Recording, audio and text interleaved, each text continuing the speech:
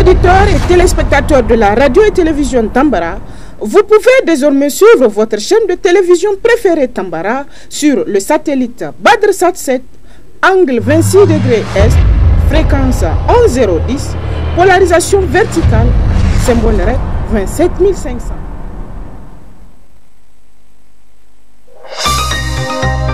Suivez le journal avec STM Transport Voyageurs, une nouvelle façon de voyager.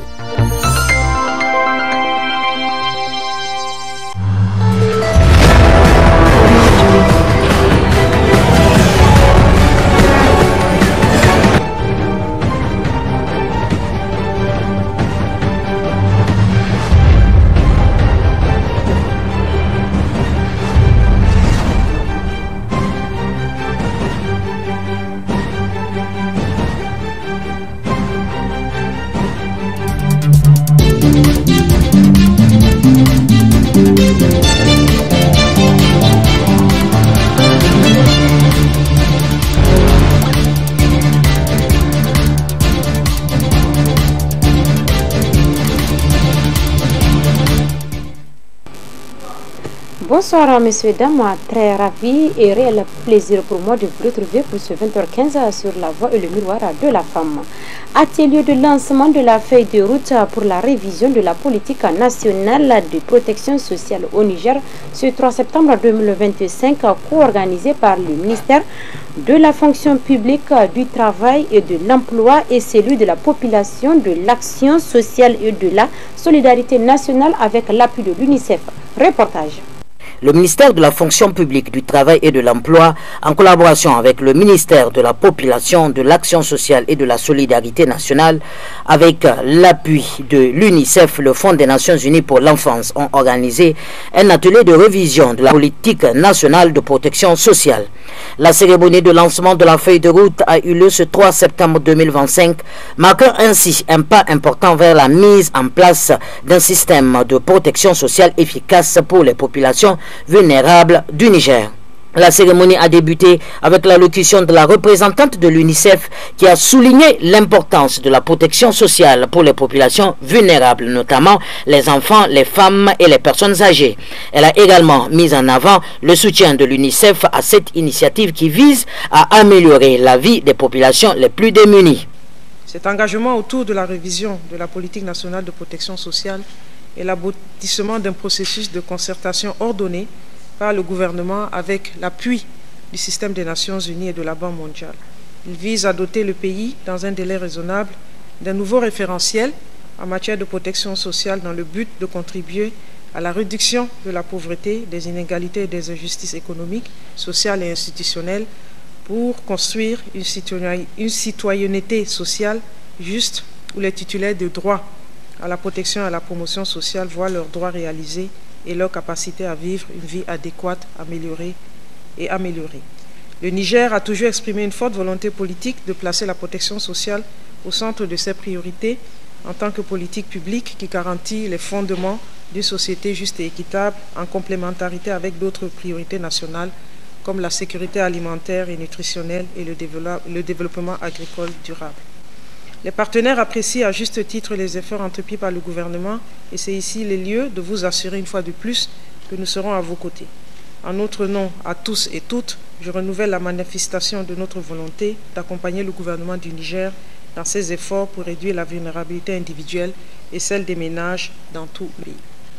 Excellences, Mesdames les ministres, Mesdames et Messieurs, avec l'adoption de la feuille de route pour la politique nationale de protection sociale, nous restons persuadés que ceci présente une opportunité qui sera mise à profit pour soutenir le plaidoyer, élargir la participation d'autres acteurs de la société civile, du secteur privé et des institutions de la coopération bi- et multilatérale pour juguler des freins à l'émergence d'initiatives pérennes.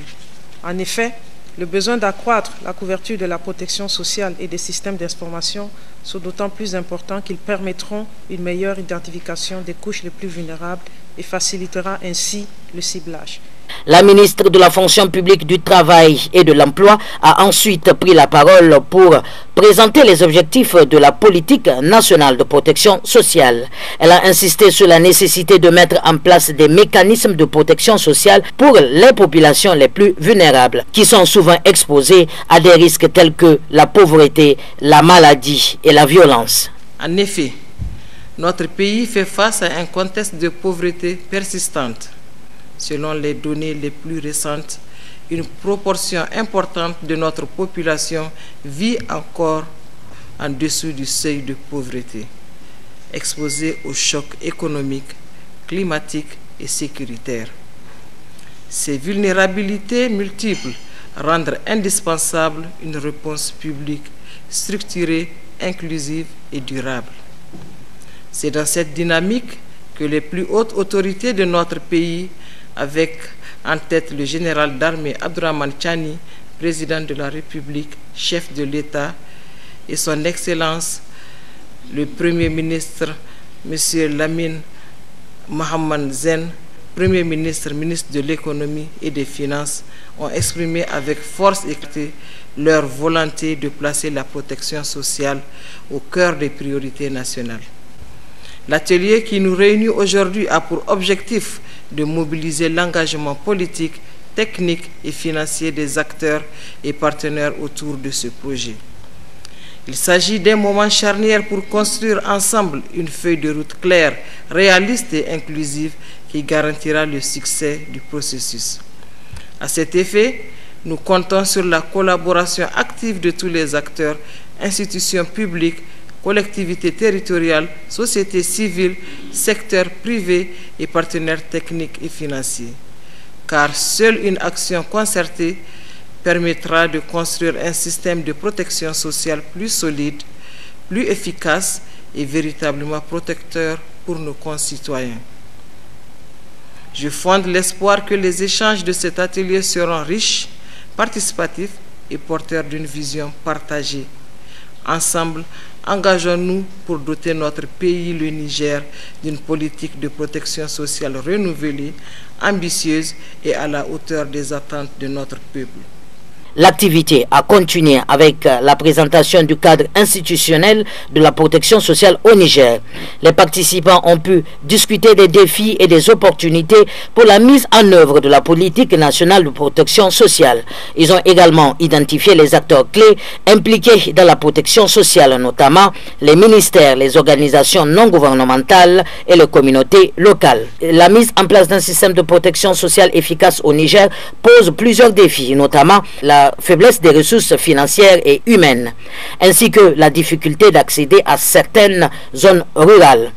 Cependant, il existe également des opportunités pour améliorer la protection sociale, notamment grâce à la collaboration entre les différents acteurs et à l'appui des partenaires internationaux. La cérémonie de lancement s'est achevée avec une photo de famille qui a permis aux participants d'immortaliser ce moment important. Le lancement de la feuille de route pour la politique nationale de protection sociale au Niger est un pas important vers la mise en place d'un système de protection sociale efficace. Cette initiative contribuera à améliorer la vie des populations vulnérables et à promouvoir la solidarité nationale. Il est désormais important de mettre en œuvre les actions prévues dans la feuille de route et de suivre les progrès réalisés pour garantir que les objectifs de la politique nationale de protection sociale soient atteints. Le Front patriotique pour la souveraineté a rendu public une déclaration à l'occasion du 2e anniversaire de leur engagement sous le thème Le Niger debout pour sa souveraineté le 2 septembre 2025 à la place Tarha Inkal, l'ancien rond-point Escadrille. Suivez plutôt. Le Front patriotique pour la souveraineté se félicite de la mise en place progressive des institutions de la République et exhorte les autorités à persévérer dans le processus d'installation des institutions. La gouvernance institutionnelle étant un mécanisme de répartition claire des rôles et des responsabilités, il est donc nécessaire de procéder non seulement à leur mise en place, mais surtout de les doter de textes juridiques garantissant l'exercice de leur mission sans obstacle.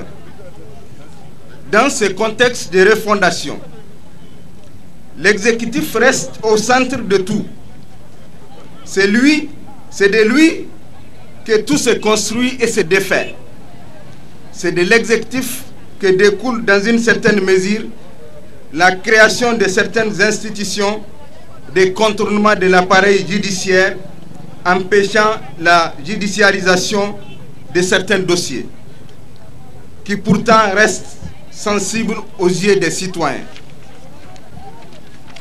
Dans cette période de refondation, où le pays est gouverné par ordonnance, il est donc nécessaire que l'exécutif se dote d'instruments juridiques appropriés pour sa protection et la protection des institutions en lieu et place des textes de loi obstruant la voie judiciaire. Il en est de même de l'institution judiciaire qui, à n'en point douter, a besoin d'être réformée pour prendre en compte certaines réalités comme le complexe de supériorité de certains animateurs, l'instrumentalisation de l'appareil judiciaire, dans une certaine mesure la complicité entre l'exécutif et le judiciaire. De la gouvernance sécuritaire. Parmi les raisons de la prise du pouvoir, la situation sécuritaire se trouve au premier plan du premier message à la nation du président de la République. Le contexte mondial aidant, la sécurité se détériore dans certaines parties du territoire national malgré les efforts consentis par les autorités et nos forces de défense et de sécurité. C'est pour cette raison que le Front patriotique pour la souveraineté demande aux autorités de tout mettre en œuvre pour impliquer les populations dans la sécurisation de la nation, particulièrement dans les zones les plus touchées et même celles qui sont menacées, en vue de juguler ou de prévenir ces phénomènes selon ces localités. De l'attente des populations. Le lendemain du 26 juillet 2023, les Nigériens ont nourri un grand espoir en ce qui concerne les changements dans la gouvernance. Nul ne peut nier aujourd'hui que le Niger est sur la bonne voie pour une souveraineté totale et assumée avec la rupture des accords militaires, la nationalisation de certaines de nos entreprises et le choix de nos politiques publiques internes sans influence externe aucune. Des mesures d'ordre social pour alléger les souffrances des populations et faciliter leur accès aux soins primaires de base. Mais la refondation telle que définie, comme une action fondée sur le nouveau, pour renouveler en profondeur les principes d'une organisation ou d'un système, ne peut se faire avec des pratiques anciennes. Il en est ainsi de l'affaire MDN, qui, en lieu et place d'un traitement judiciaire approprié, se trouve validé par une ordonnance numéro 2024-05 portant dérogation à la législation relative aux marchés publics, aux impôts, taxes et redevances et à la comptabilité publique. En plus de cette ordonnance, celle de 2024, modifiant la loi numéro 2019 portant répression de la cybercriminalité, vient restreindre une fois de plus les libertés publiques. La soif de la justice est au cœur de l'engagement des Nigériens dans ce combat de la refondation. À travers le traitement judiciaire de tous les dossiers sans exception et dans tous les domaines. L'attente des Nigériens se trouve dans une justice sociale, dans laquelle les Nigériens connaîtront la paix du cœur et la gestion équitable, saine, efficiente de nos ressources. Au vu de tout ce qui précède, le Front patriotique pour la souveraineté demande aux autorités de tout mettre en œuvre pour la réussite des actions de l'Alliance des États du Sahel, d'être à l'écoute du peuple disponible de l'accompagnement du CNSP dans sa quête de souveraineté en améliorant les imperfections de la gouvernance, de réviser les lois jugées liberticides, de faire comparaître toutes les personnes impliquées dans les affaires jugées scandaleuses, d'éviter la précarité sociale à nos FDS et de les doter des moyens militaires sophistiqués des dernières générations, de revoir toutes les mesures impopulaires, notamment le récent contrat liant la ville de Niamey à Intrans, de respecter les lois, les droits individuels et collectifs, d'engager des négociations et dialogues francs et sincères avec les partenaires sociaux, à l'endroit du peuple nigérien, de ne pas se fatiguer dans l'accompagnement de nos FDS à travers les renseignements, de continuer à être résilient et de se battre pour une gouvernance vertueuse, de rester mobilisés et unis pour la défense de la patrie. Vive le Niger et son peuple, vive l'Alliance des États. 16e édition de la salubrité organisée par la ville de Niamey pour l'arrondissement communal Niamey 3, c'est l'axe chez 11 Banifandou qui a été choisi, mais également pour le lancement de toutes les communes avec pour thème salubrité et aménagement en pavé des grandes artères, rues, devantures, des concessions, lieux de commerce dans la ville de Niamey. Suivez ce reportage. La 16e édition de la journée de salubrité de la ville de Niamey s'est tenue ce dimanche 31 août 2025 avec pour thème salubrité et aménagement des pavés, des grandes artères, rues, devantures de concessions et lieux de commerce dans la ville de Niamey. Cette édition a ciblé la voie allant du CG11 pavé au quartier Banifandou. Lors de cette cérémonie, le secrétaire général de la ville de Niamey, représentant l'administrateur délégué, a pris la parole pour souligner l'importance de la salubrité et l'engagement collectif pour maintenir la propriété dans la ville. Il a insisté sur la nécessité pour les habitants de prendre part activement à ces initiatives pour faire de Niamey une ville exemplaire en matière de propriété et d'hygiène. Au nom de l'administrateur délégué de la ville de Niamey, le colonel Boukar Soumane Garantier empêché,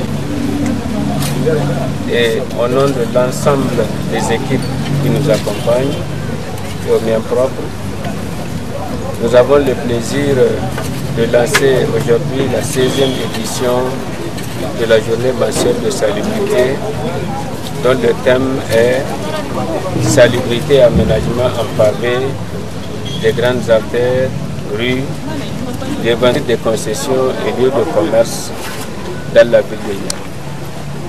Comme vous le savez, cela fait 16 mois que nous nous activons à rendre notre capitale salubre, coquette, belle pour nos concitoyens, mais également pour ceux et celles qui la visitent.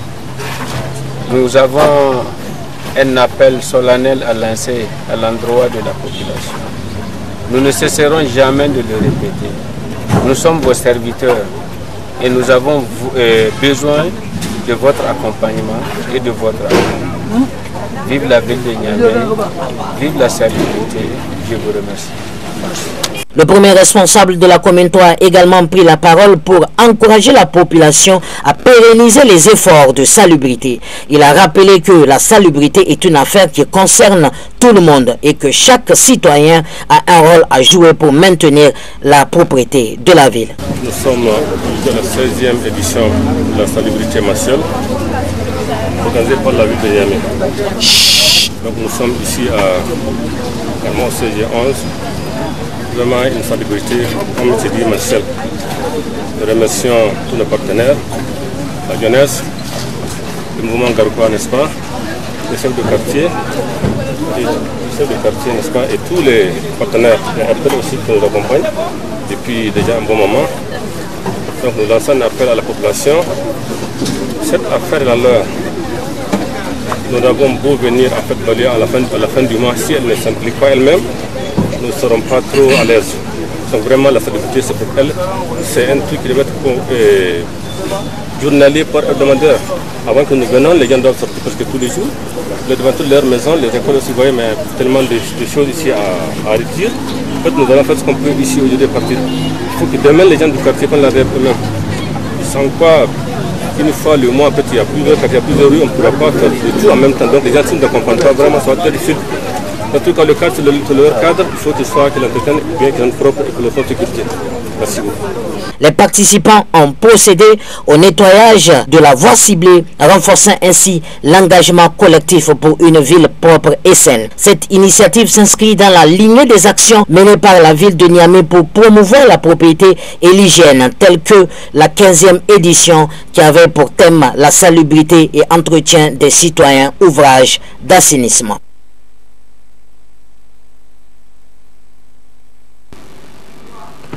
Salubrité de plus, l'administrateur délégué de l'arrondissement communal Niamey 4 était sur le terrain sur l'axe de la radio-télévision Tambara pour faire un constat sur l'état des caniveaux et a donné des instructions pour que ces derniers soient curés.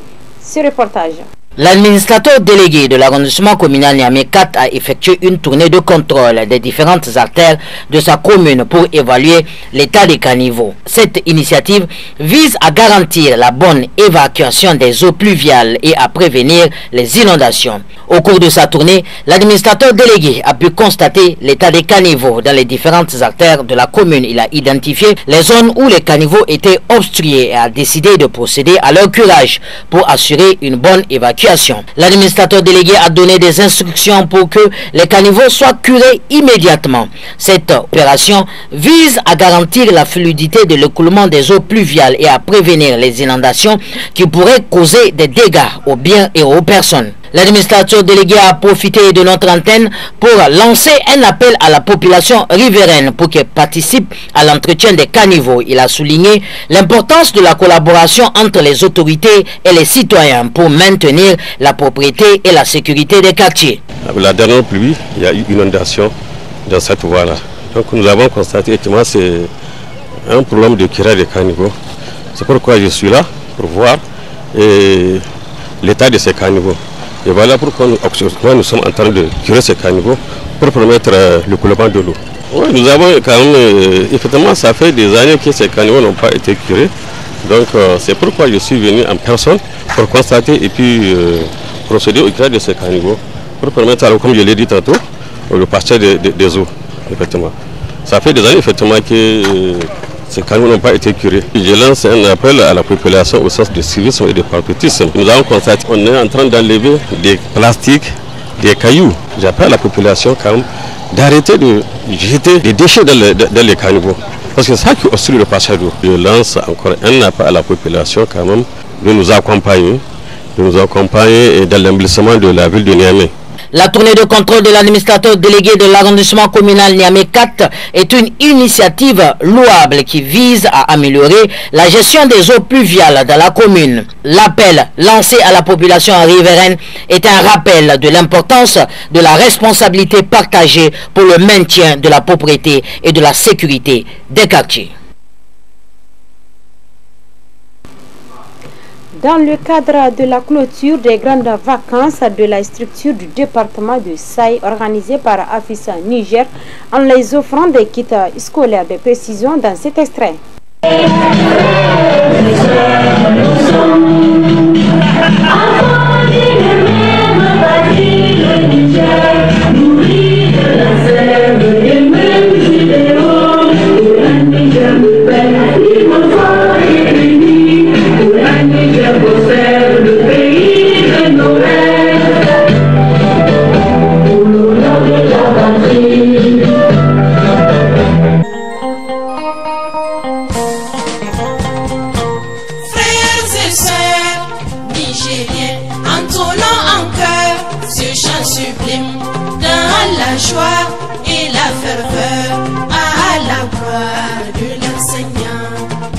Les vacances, souvent perçues comme une période de repos, sont aussi pour nous l'occasion d'encadrer utilement les jeunes, de renforcer en eux les valeurs de discipline, de solidarité, de créativité et de dépassement de soi.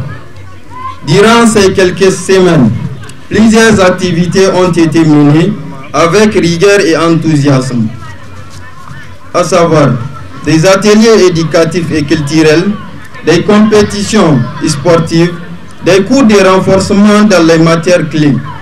Toutes ces actions ont permis non seulement d'occuper sainement les élèves, mais aussi de renforcer leur niveau scolaire.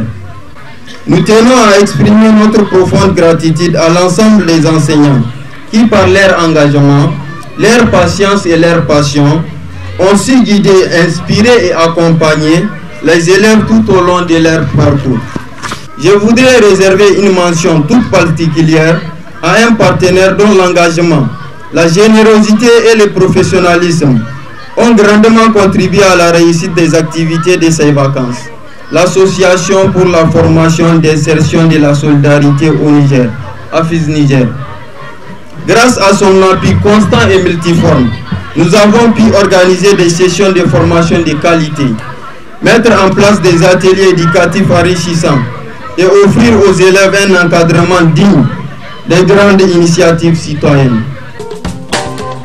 N'est pas enseignant qui le veut, l'éducation est un sacerdoce, synonyme de vocation, de détermination, de haute conscience et de don de soi. L'école est un ascenseur social, l'enseignant une échelle, il inculque matin et soir les valeurs qui façonnent l'esprit et modèlent la personnalité. Aujourd'hui, je prends la parole au nom de AFIS Niger pour célébrer ensemble la clôture des activités des grandes vacances de la structure de vacances du département de Saï. Depuis 2020, AFIS Niger s'est engagé à accompagner les élèves les plus méritants de ces cours en les offrant les kits. Cette année encore, nous sommes venus avec le même accompagnement. Les 3 premiers de chaque classe se verront avec des fournitures essentielles, un sac à dos, 2 à 3 cahiers, un trousse et d'autres outils pour avancer dans vos études. En mai 2025, la structure de vacances a pris une tournure importante. Pour la première fois, ils ont étendu leurs cours de vacances aux écoles coraniques. C'est pourquoi nous avons décidé de soutenir aussi les meilleurs élèves de la Makaranta en les dotant d'un kit spécial comprenant un sac à dos, un Coran, un tapis de prière et un chapelet. Car l'éducation, qu'elle soit scolaire ou religieuse, reste une lumière qui éclaire pour le chemin de l'avenir. Chers élèves, souvenez-vous, l'éducation c'est la clé. Chaque effort que vous fournissez, vous construisez le Niger de demain. Vous êtes l'avenir de ce pays. Nous sommes l'avenir de ce pays. Et nous sommes fiers de marcher aux côtés de la SVDS. Combat pour notre liberté, pour notre libération, combat pour notre émancipation, malgré les foudres et les brimades du colon. Enseignants, nous te respectons. Je tiens à apporter un témoignage officiel à ces jeunes qui sont aujourd'hui devant moi, qui ont montré en tout cas tout leur courage, malgré le manque de moyens, ils ont tenu. Je tiens vraiment à les remercier et coup de chapeau. Le courage dont ils ont fait montre doit servir d'exemple. Doit servir d'exemple à l'ensemble de la jeunesse, non seulement de Saï, mais du département de Saï. Nous dévouons amour et reconnaissance. Tu es un être exceptionnel. S'il y a un homme à honorer et à vénérer dans la vie, pense à ton maître. Après ton géniteur nous rappelle un vieux sage. Gloire. Messieurs, dames, c'est ici que se referme ce 20h15 sur la voie et le miroir de la femme. Restez accompagnés de nos programmes. Bonne soirée.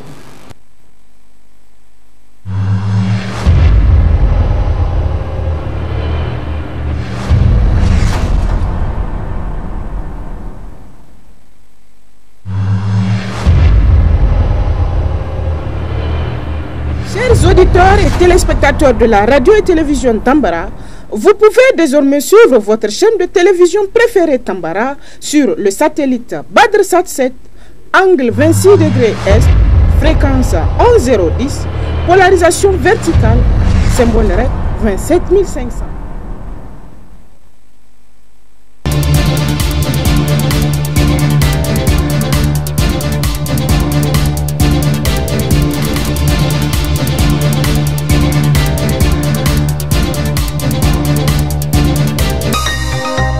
Ce journal vous a été présenté par STM Transport Voyageurs. Une nouvelle façon de voyager.